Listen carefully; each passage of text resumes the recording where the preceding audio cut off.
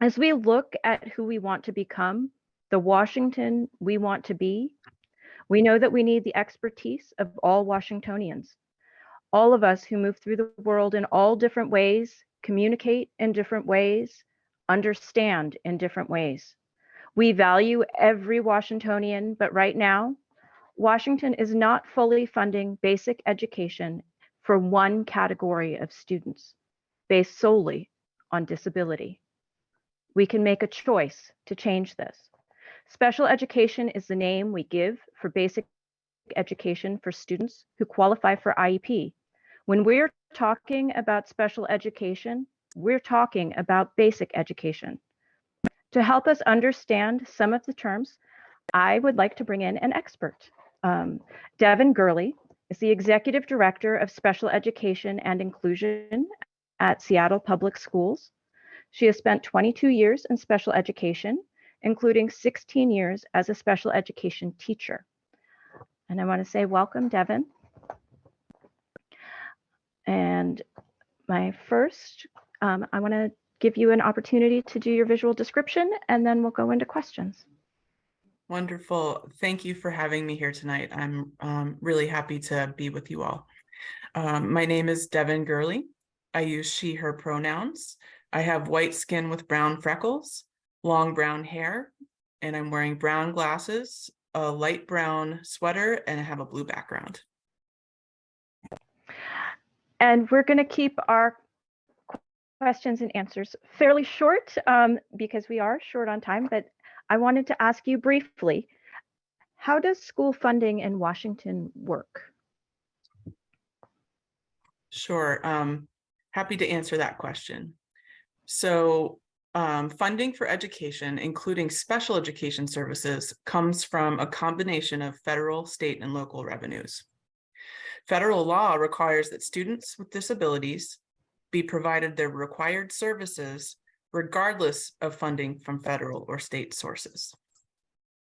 State law provides that special education services are part of the program of basic education, as you mentioned earlier, to be fully funded by the state. The state uses a formula for calculating basic education funding and additional special education funding for each school district. Additionally, and finally, local funds are used by districts to fill in the often substantial gap between the actual cost of serving students and what the state and federal funds cover.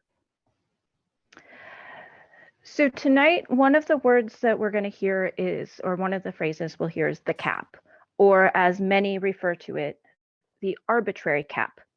What is the cap? Sure. So the cap is the limit on a percentage of a district's enrollment that the state will provide additional special education funding for. The current cap in Washington state is 13.5%. So if more than 13.5% of the district students require special education services, the state does not fund those additional percentage. And what is the multiplier?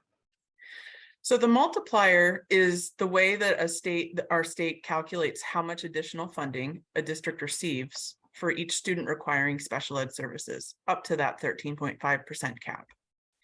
And the multiplier is a percentage of the district's basic education allocation. Sometimes you will hear it referred to as BEA.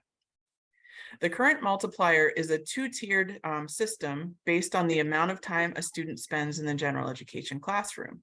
Students who spend 80% or more of their day in the general education classroom are in that first tier. And the second tier is any student who spends less than 80% of their school day in the general education setting. The multiplier does not take into consideration the cost or type of students services that students receive. How does language access intersect with special education? Briefly. This is really critical. So language access intersects with special education in a number of ways. It's one of the pillars of a student's free and appropriate public education, or FAPE, under the Individuals with Disabilities Education Act, often referred to as IDEA. Language access is essential in multiple parts of a student's education. It's critical for communication with parents, for parents' engagement in the IEP process, for identification of special education service needs of multilingual learners, as well as providing supports to students and services to students with disabilities who are also multilingual learners. And finally, and again briefly, what is inclusion? Sure.